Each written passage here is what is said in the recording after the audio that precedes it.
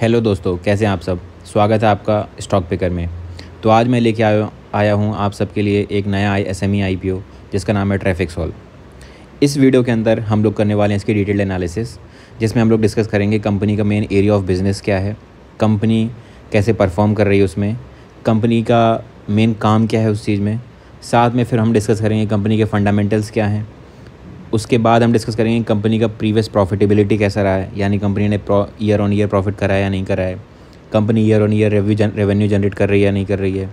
साथ में कंपनी की बोरिंग्स वगैरह है तो क्या है। इसके अलावा कंपनी का ग्रोथ पर्सपेक्टिव भी हम जानेंगे कि मतलब फ्यूचर में ये कैसा ग्रोथ कर सकती है और करंटली ये कैसा ग्रोथ कर रही है। इसके अलावा हम लोग डिस्कस करेंगे कि हमें इसमें अप्लाई करना चाहिए या नहीं करना चाहिए, इसे हम लोग शॉर्ट टर्म गेन लेना चाहिए या फिर हमको लॉन्ग टर्म होल्ड करना चाहिए।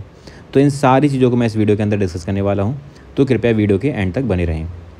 तो चलिए शुरू करते हैं। सबसे पहले हम समझते हैं कि इस कंपनी का मेन बिज़नेस क्या है। तो ये जो traffic sol ITS technology limited है, तो जैसे इसका नाम में ही है ट्रैफिक सोल मतलब ट्रैफिक सॉल्यूशंस, तो ये सॉल्यूशंस प्रोवाइड करती है। तो बेसिकली इसका काम है काइंड ऑफ कंसल्टिंग टाइप का। तो ये क्या करती है कि सॉफ्टवेयर जनरेट करती है, मतलब ये ऑटोमेशन पे भी काम करती है और सॉल्यूशंस पे भी काम करती है। यानी जैसे आपका ट्रैफिक सिस्टम है, तो ये आपको कंसल्टिंग की तरह ये आपको बताएगी कैसे आप इस ट्रैफिक को कैसे मैनेज कर सकते हैं।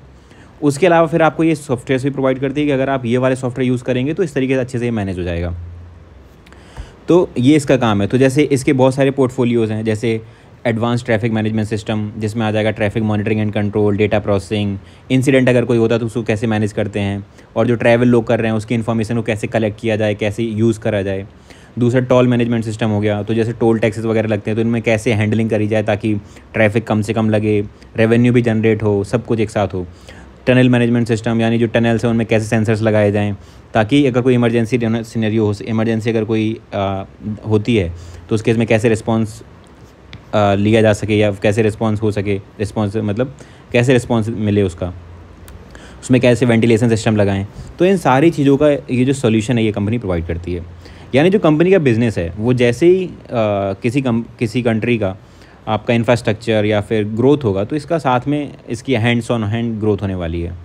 तो चलिए ये तो हमने समझ लिया इस कंपनी का बिज़नेस क्या है, इस कंपनी का काम क्या है।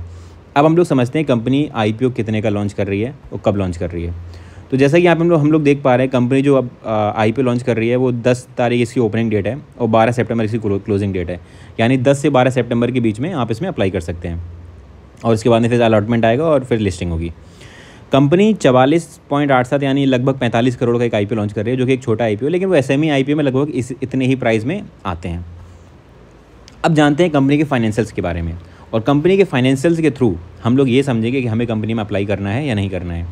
तो सबसे पहले हम समझते हैं कि कंपनी ने जब 3 साल के रिजल्ट्स दिए तो उसमें रेवेन्यू है जो है उसमें कैसी ग्रोथ हुई। तो आप देखेंगे कि मार्च 2022 में इसकी जो रेवेन्यू थी वो 28 करोड़ थी, वहीं मार्च 2023 में इसकी 36 करोड़ हो गई, और आप देखेंगे मार्च 2024 में ये बढ़ के सीधा 66 करोड़ हो गई, यानी ऑलमोस्ट 30 करोड़ का इसमें गेन हुआ है। तो यानी काफ़ी अच्छा पॉजिटिव साइन है। सिमिलरली आप प्रॉफिट में भी अगर देखेंगे तो 2 करोड़ से 4 करोड़, 4 करोड़ से सीधा 12 करोड़, मतलब 3 टाइम्स प्रॉफिट बढ़ा है। तो ये तो हो गए कंपनी के प्रॉफिटेबिलिटी और रेवेन्यू की बात। मतलब कंपनी की अगर प्रॉफिटेबिलिटी और रेवेन्यू अगर हम देखेंगे तो इससे साफ समझ में आता है कंपनी एकदम वेल टू गो कंपनी है। मतलब आप बिल्कुल ही आप इसमें अप्लाई कर सकते हो, इवन होल्ड भी कर सकते हैं लॉन्ग टर्म में। क्यों होल्ड कर सकते हैं? होल्ड इसलिए कर सकते हैं क्योंकि कंपनी का जो बिज़नेस है वो काफ़ी अच्छा है। ऐसा कोई बिज़नेस नहीं है उसका कि जैसे कोयले का बिज़नेस हो गया, पेट्रोल का बिज़नेस हो गया, जिसका लॉन्ग टर्म में उस पर डंडा पड़ा हो या फिर मतलब ऐसा कुछ हो गया जिससे फ्यूचर उसका खतरे में हो। तो ऐसा कुछ इसमें तो है नहीं, तो इसमें होल्ड भी करा जा सकता है। साथ में कंपनी की बोरिंग्स अगर आप देखेंगे तो बोरिंग्स उतनी कुछ सिग्निफिकेंट नहीं है। 5 करोड़, 7 करोड़, 10 करोड़ ये सिर्फ इसलिए ली जाती हैं ताकि आप टैक्स में बेनिफिट ले सकें, और दूसरा कभी कभी थोड़ा सा कॉर्पोरेट पर्पज़ के लिए अपनी कंपनी को और आगे बढ़ाने के लिए जो जहाँ पे कमी आ रही है उसको फुलफ़िल करने के लिए भी ये लोग लेते हैं। तो ये इतना छोटा अमाउंट है, वो एज अ नेगेटिव काम नहीं करेगा यहाँ पे। अब हम लोग जानते हैं कि जिस प्राइस पे ये हमें IPO लॉन्च हो रहा है क्या वो फीजिबल प्राइस है या नहीं है। तो उसके लिए हम लोग देखेंगे प्राइस टू अर्निंग रेशियो। देखिए कंपनी का जो प्राइस टू अर्निंग रेशियो है ना वो 14 है। भाई मैं आपको बताता हूँ, जो 20 से 30 वाली जो रेंज होती है ना उसमें परफेक्ट माना जाता है price to earning ratio. Price to earning ratio जितना कम होगा कंपनी के लिए उतना ही अच्छा है, हम लोग के लिए इतना ही अच्छा है, मतलब जो इन्वेस्टर्स हैं उनके लिए उतना ही अच्छा है। और इस कंपनी का तो 14 ही है, यानी मतलब एकदम ही तगड़ा है ये। इसमें आप बिल्कुल आंख बंद करके अप्लाई कर सकते हैं। बहुत अच्छा आईपीओ है। और ये लोग आईपीओ इशू क्यों किस लिए कर रहे हैं, तो इशू करने के भी इनके ऑब्जेक्टिव काफ़ी अच्छे हैं। मतलब इनका जो सबसे मेन ऑब्जेक्टिव है वो परचेज ऑफ द सॉफ्टवेयर, यानी ये और इनोवेटिव सॉफ्टवेयर डेवलप करने के लिए और सॉफ्टवेयर खरीदना चाहते हैं। तो उससे क्या होगा, इनकी ये अपनी बेसिकली ग्रोथ के लिए ही कर रहे हैं। साथ में कुछ इनके जो थोड़ी मोटी बोरिंग्स है उसको मीट करने के लिए और थोड़ा कॉर्पोरेट पर्पज़ के लिए भी। तो ये सब हो गया इस कंपनी के बारे में। यानी कंपनी का अगर आप देखेंगे तो प्रॉफिट भी बहुत अच्छा है, कंपनी का प्राइस टू अर्निंग रेशियो भी अच्छा है और कंपनी का एरिया ऑफ बिजनेस भी बहुत अच्छा है।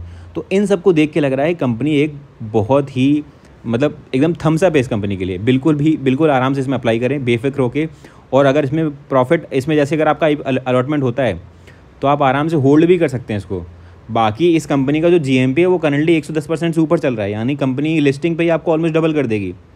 ठीक है, तो आप उस केस में बिल्कुल होल्ड कर सकते हैं, क्योंकि वहाँ पे देखिए क्या है कि अगर आप किस टाइप के इन्वेस्टर हैं इस बात पे भी डिपेंड करता है। अगर आप जैसे इन्वेस्टर हैं कि जो सिर्फ प्रॉफिट लेके निकलना चाहते हो तो तुरंत निकल लें।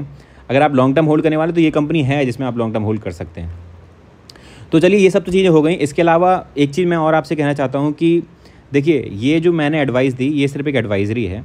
आप इसके साथ में आप एक बार खुद भी रिसर्च करें और समझें कि क्या कैसे हम लोग कौन सी कंपनी में अप्लाई करना है या कौन सी कंपनी अप्लाई नहीं करना है, किस में होल्ड करना है या नहीं करना है। तो मैंने जो आपको इन्फॉर्मेशन दी है साथ में आप खुद भी एनालिसिस करें और दोनों के बेस पे डिसाइड करें। ठीक है, तो चलिए आज की वीडियो में इतना ही।